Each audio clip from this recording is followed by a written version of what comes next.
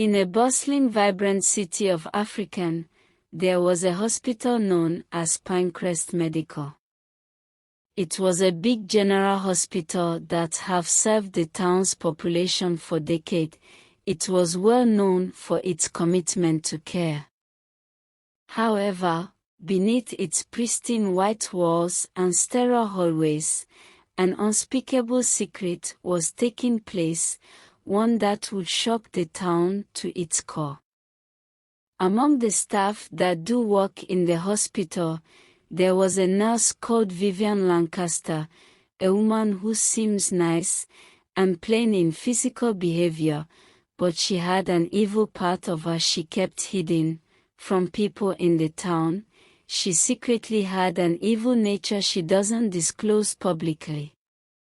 To the outside world, Nurse Vivian Lancaster appeared to be the epitome of professionalism, calm, humbled, and ever so kind to her patients.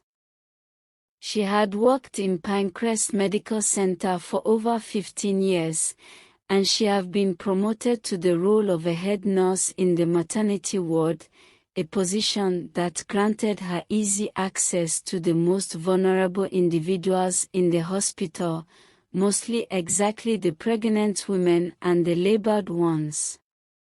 Vivian's smile was charming, and she knew how to make people feel at ease. Yet, behind her soft-spoken voice and patient behavior, there was a hunger of need for wealth that could never be satisfied through her hard work alone. In fact, Vivian's motivations were far more evil than any of her colleagues could have ever imagined. The first signs of Vivian's evil deeds began to appear after the birth of her second child, a son named Nathaniel. Vivian's husband, Robert Lancaster, was a quiet man, a local lawyer who had his own ambitions but was often too consumed by his work to notice the changes in his wife.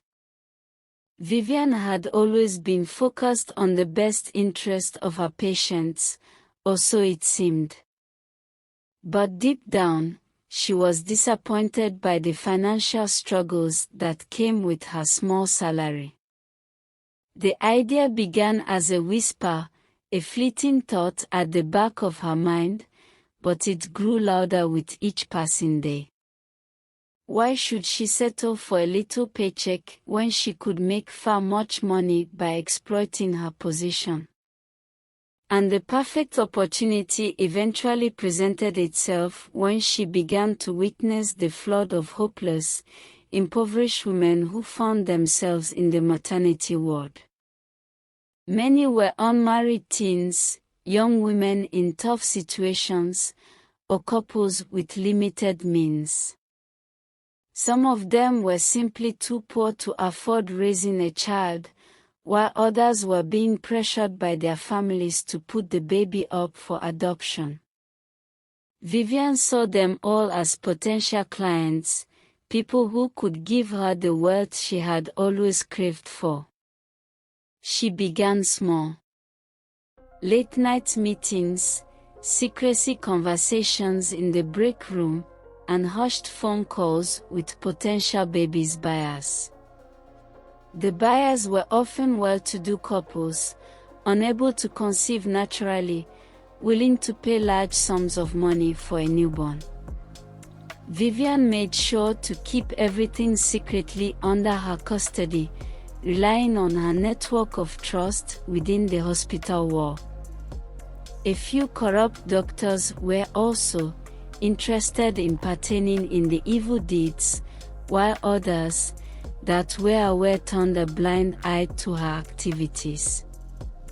In exchange for her silence about their own misdeeds, Vivian would ensure their clients got the exact amount of babies they desired.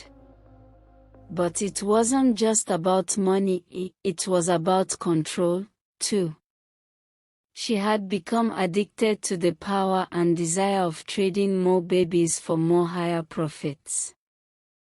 Each transaction brought her a sense of superiority. She wasn't just helping labored women as people think she does, but instead, she was manipulating them for her own personal selfish gain and massive profits of selling their babies. As the years went by, Vivian's fame grew massively and her net worth expanded. She now knew when a baby was going to be born premature and vulnerable, including when a mother was emotionally unstable, and when a baby's birth certificate could be easily altered. She had a connection with social workers who also turned a blind eye to the suspicious adoptions she'd arranged. No one ever questioned her motives. After all, she was the trusted head nurse in the maternity ward. Who would suspect her of such a terrible crime? But there was always a price to pay. Vivian had made enemies over the years, people who were suspicious of her behavior.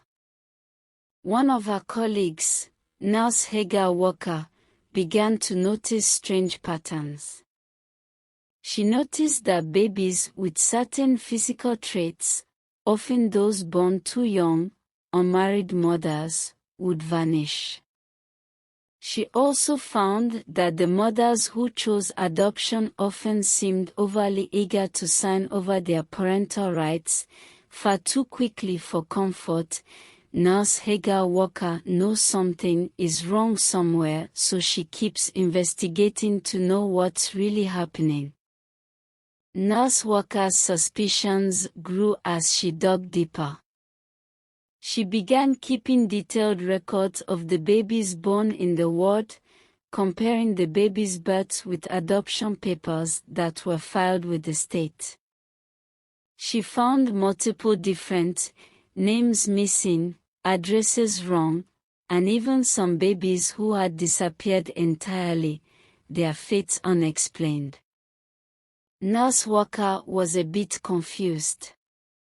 Determined to uncover the truth, Nurse Walker started speaking to the mothers who had put their children up for adoption. Some of them remembered the paperwork process was rushed and the adoption was too easy. Others, when questioned, they began to suspect that they had been misled, but they didn't know how or why. It wasn't long before Nurse Walker found herself standing at a crossroads. She had gotten the evidence she needed to expose Vivian, but exposing her would risk everything: her career, her reputation, and the lives of the women involved. She debated and had a deep thought of it for weeks, but finally, her conscience couldn't take it any longer. One late evening, as the ward was quiet and most of the staff had gone home, Nurse Walker secretly contacted the police. The investigation that followed was swift and ruthless. Vivian was arrested after the police discovered she was guilty, and they arrested her along with several evil doctors, social workers, and even some hospital administrators who had been turning a blind eye for years. The hospital was raided, and many of the babies that had been illegally sold were recovered to their rightful parents. The trial was a media sensation, and the beautiful city was rocked to its core. No one could understand how the woman they had trusted with the birth of their children could have been behind such an evil scheme. The once quiet hospital became a symbol of corruption, its name forever becomes tarnished by the crimes committed within its walls. Vivian Lancaster was convicted of child trafficking, fraud, and a litany of other charges. She was sentenced to life in prison, but even behind bars, she remained unrepentant. She still believed she had done nothing wrong. In her mind, she had merely helped those who couldn't afford to pay for a child, providing a better future for the babies who were better off with wealthier families. As for Nurse Hagar Walker, her life was favored bountifully by people of the city for uncovering the bitter truth and unveiling the evil deed that's done inside the hospital.